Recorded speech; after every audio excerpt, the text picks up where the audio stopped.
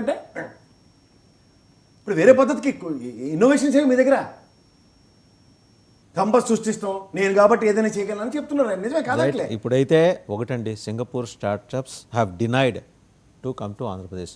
ఈయన ఇప్పుడు వెళ్తున్నది ఎందుకు? వాళ్ళని ఏదో కాళ్ళ వేళ బతిమలాడి లేదు మీరు రండి అభివృద్ధి చేయండి అని అనడానికి. యూఏఈ ప్రతినిధులు వచ్చారు సార్.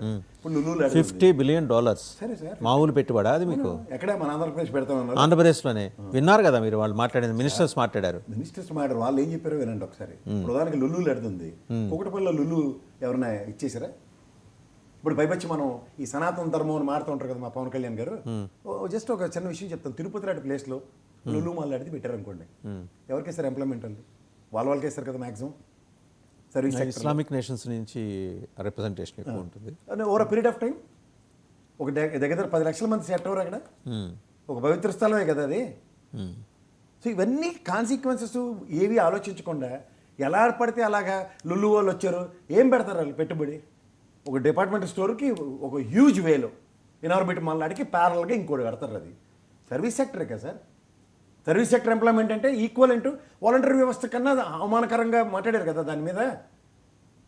అంటే ఏంటి, ఒక ప్యాంటు షర్ట్ వేసుకుని ఒక షూ వేసుకుని సేల్స్ బాయ్లు సేల్స్ గర్లు ఈ ఉద్యోగాలక వీళ్ళు లుల్లు మాల్ లాంటివి అట్రాక్ట్ చేస్తున్నారు. వాళ్ళు ఏమైనా ల్యాండ్లు అడిగారా? కుకటపల్లి ఏమైనా తెలంగాణ గవర్నమెంట్ నాటి కేసీఆర్ కానీ ఇప్పుడు రేవంత్ రెడ్డి గారు కానీ లుల్లుకి ఏమైనా ల్యాండ్లు ఇచ్చారు? ఆంధ్రప్రదేశ్కి ఒక్కటికి ఏమో ఇది వస్తుంది. ఏమండి, ముఖ్యమంత్రి అలాగే వెళ్తున్నారు, సింగపూర్ వెళ్తున్నారు 26. సో మనకు అక్కడి నుంచి వచ్చిన తర్వాత గుడ్ న్యూస్తో వస్తారు. రేపు వెళ్తున్నారు, గుడ్ న్యూస్తో వస్తారు. సరే, దాంతోపాటు ఇంకో అంశం మనం మాట్లాడుకోవాల్సింది. హరిహర వీరమల్ల మీద వైసీపీ ఆ బ్యాడ్ రివ్యూస్ రాయించడం, దాని మీద గోల. పవన్ కళ్యాణ్ ఏం మాట్లాడారు చూసి సబ్జెక్ట్లోకి వెళ్ళాం ఒకసారి. పవన్ కళ్యాణ్ మాట్లాడింది. చెప్తా ఉన్నాను, కొంతమంది బాయ్కాట్ చేస్తాం నెగిటివ్ రివ్యూస్ అంటే సార్ ప్లీజ్ గో అహెడ్, నాకు అసలు ఇబ్బంది లేదు. నా సినిమా ఆపుతున్నాను, నేను ఎంత స్థాయికి ఎదిగానో మీరు చెప్తున్నారు. నా గురించి నాకు తెలియదు కానీ మీరు చెప్తున్నారు నా ఎదుగుదల ఎంత.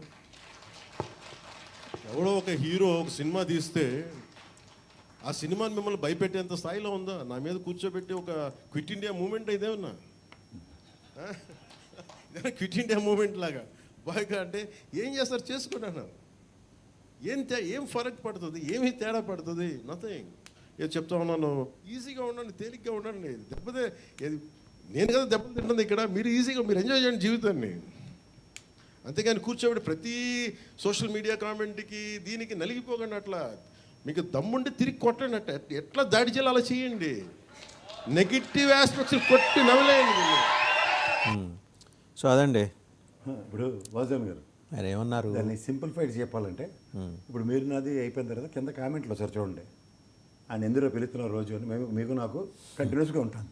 కామెంట్లు పెడతారని చెప్పి నన్ను వెళ్ళడం మానేశారా మీరు? అయితే కామెంట్లు వాళ్ళు తిడుతున్నారని చెప్పి నేను ఏమైనా విశ్లేషణ చేయడం మానేశాను?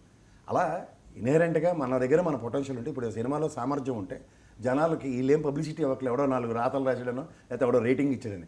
సినిమాలో కంటెంట్ ఉంటే, ఇప్పుడు అత్తారింటికి దారి సినిమా అయిందే ఉంది.